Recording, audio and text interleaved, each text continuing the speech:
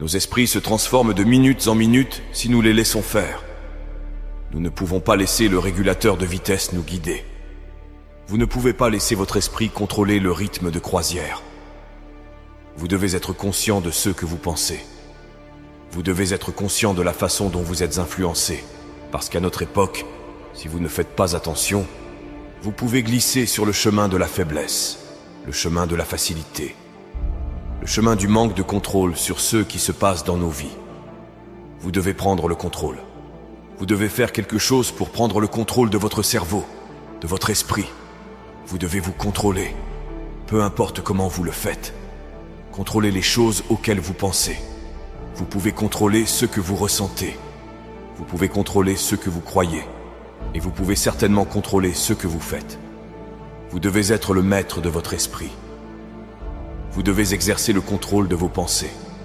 Vous devez discipliner votre tête pour que les choses se produisent. L'exécution ne consiste pas à attendre le bon moment ou l'alignement parfait des étoiles. Il s'agit de se réveiller chaque jour et de se dire « Je vais dominer cette journée mieux que n'importe quelle autre ». Il s'agit de se graver dans la tête, jour après jour, que l'on a le contrôle et que l'on va y arriver. Cette petite voix dans votre tête qui vous dit d'y aller doucement, ou peut-être demain, oubliez cette voix.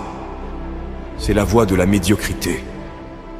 Si vous l'écoutez, vous vous résignez à une vie de demi-mesure, car pendant que vous réfléchissez à la nécessité de le faire ou non, quelqu'un d'autre est déjà en train de le réaliser. Vous devez donc décider que vous allez surpasser tous ceux que vous affrontez. Quand ils sont dans leur lit à rêver de ce qui pourrait être, tu dois te démener pour faire de tes rêves une réalité. Quand ils font la fête, qu'ils s'amusent le week-end, vous avez intérêt à vous activer, à bouger, à faire en sorte que votre avenir soit meilleur qu'aujourd'hui. Pourquoi ? Parce que le succès n'a que faire de vos excuses. Il ne comprend que le travail acharné, la persévérance et le dévouement. Si vous pensez que l'atteinte de vos objectifs se fera en douceur, laissez tomber. N'essayez même pas de réussir. Ce ne sera pas facile. La tâche sera extrêmement compliquée.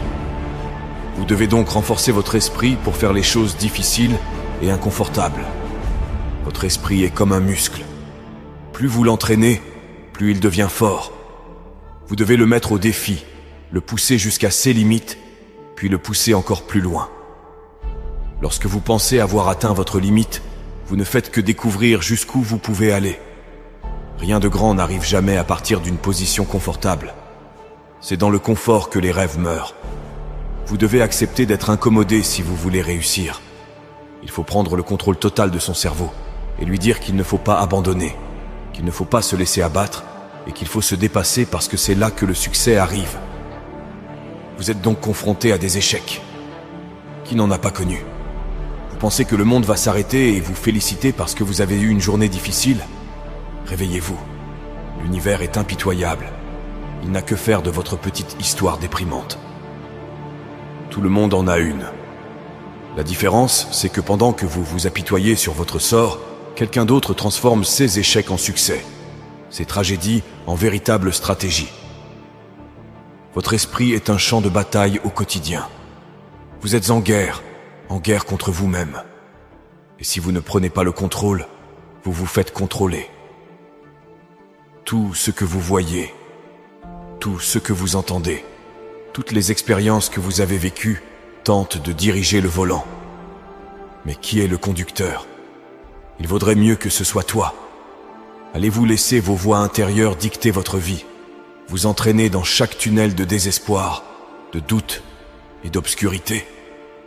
Bien sûr que non. Si votre esprit est un cyclone, vous avez intérêt à en devenir son œil. Trouvez votre calme, trouvez votre concentration et dirigez cette tempête là où vous voulez aller. L'esprit a tellement de pouvoir, mais c'est une épée à double tranchant. Il peut bâtir des empires, changer le monde, mais il peut aussi vous détruire petit à petit, pensée par pensée, si vous le laissez se déchaîner. Un esprit contrôlé est votre plus grand allié. Un esprit indompté est votre pire cauchemar. Chaque fois que vous laissez le doute s'installer, chaque fois que vous entretenez une pensée négative, vous abandonnez une partie de votre pouvoir. Et pourquoi faire ? Pour vous apitoyer sur votre sort? Pour rester sur ceux que vous ne pouvez pas changer? Oubliez ça. Il est temps de vous lever, de reconquérir votre territoire et de remettre vos pensées à leur place. Vous devez vous rappeler d'entraîner votre esprit tous les jours. Si vous le laissez se déchaîner, il s'atrophie. Mais si vous le disciplinez, si vous le contrôlez, il devient votre arme la plus puissante. Commencez par de petites choses. Lorsqu'une pensée négative se glisse dans votre esprit, opposez-lui 5 pensées positives. Vous vous sentez débordé? Décomposez la tâche en morceaux gérables et attaquez-vous-y de front. Le contrôle ne se limite pas à ce que vous pensez, mais aussi à ce que vous consommez. Les livres que vous lisez, les émissions que vous regardez, les personnes dont vous êtes entouré, tout ceci alimente votre paysage mental. Si vous vous gavez de saloperies, ne vous étonnez pas de voir votre esprit se transformer en terrain vague. Nourrissez-le de connaissances, de positivité et d'objectifs. La méditation, la visualisation, les affirmations, ce ne sont pas que des mots à la mode. Ce sont des outils, des armes pour votre arsenal. Utilisez-les, maîtrisez-les. Chaque matin, lorsque vous vous réveillez, activez votre cerveau et rappelez-vous qui est aux commandes. Visualisez votre journée, votre semaine, votre vie de la manière dont vous voulez qu'elle se déroule et faites un pas en avant chaque jour. Le contrôle se résume à un choix. Chaque seconde, chaque minute, vous faites le choix d'être le maître ou l'esclave, de diriger ou de suivre, de vous défendre ou de vous rendre. Alors, quel sera votre choix? Êtes-vous prêt à prendre les rênes, à dicter votre destin, à contrôler véritablement votre esprit? Ce choix, cette décision, vous appartiennent. Tout dépend de vous. Il est facile de lutter lorsqu'il fait beau, que l'on a bien dormi, que le travail va bien, que la famille va bien, que l'on se sent bien et que le corps n'est pas blessé. Ce sont des jours faciles à vivre. Mais qui êtes-vous les jours où l'enfer se déchaîne? Votre corps est fatigué, vous avez mal, vous êtes déprimé, vous êtes malheureux. Nous nous sentons tous mal, bien sûr. Parfois, vous n'avez pas envie de faire quelque chose. C'est difficile et vous rationalisez, vous justifiez, vous trouvez des excuses comme un avocat hors de prix qui essaie de gagner le procès sur la faiblesse.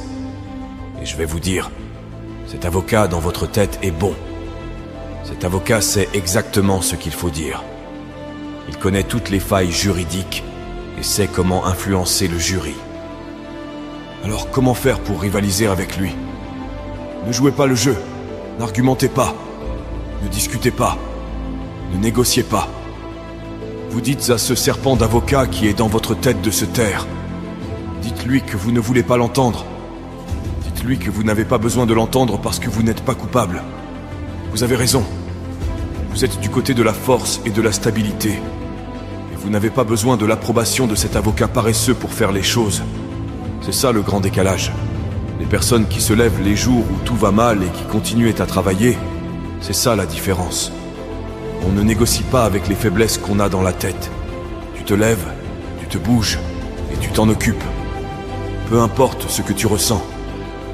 Et si, pendant 5 ans, vous n'aviez pas évité de faire ce que vous deviez faire, à quoi ressemblerait votre vie? Que se passerait-il si vous arrêtiez de gâcher les occasions qui se présentent à vous? Qui sait à quel point vous seriez plus efficace?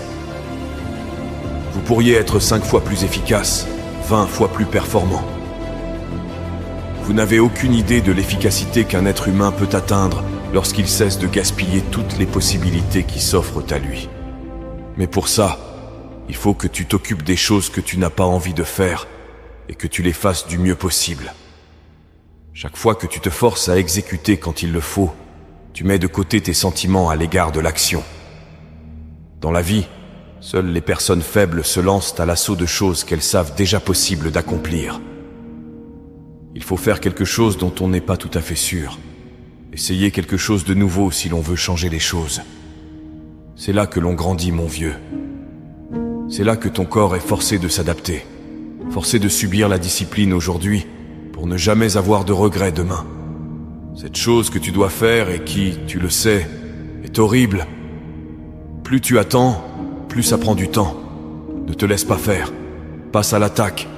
Vas-y, fais-le. La douleur est temporaire, mais abandonner, c'est travailler pour toujours. Vous pensez que les champions ont la vie facile? Pas du tout.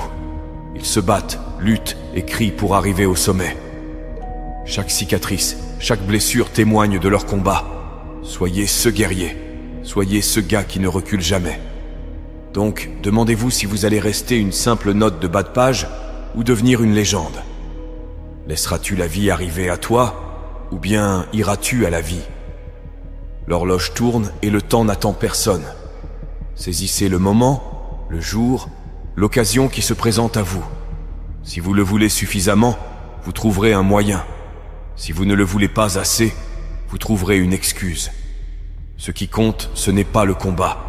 Ce qui compte, c'est ce qu'il y a en vous pendant ce combat. Et si, dans une situation merdique, vous devez aller travailler parce que vous devez payer les factures et subvenir aux besoins de votre famille, vous savez, ça ne veut pas dire qu'il faut raccourcir son succès par rapport à ce que l'on fait. Il faut trouver un moyen de résoudre les problèmes. Si vous échouez, relevez-vous et continuez d'essayer. On échoue, on continue d'essayer et on échoue encore. Continuez d'essayer et d'échouer jusqu'à ce que vous ne perdiez.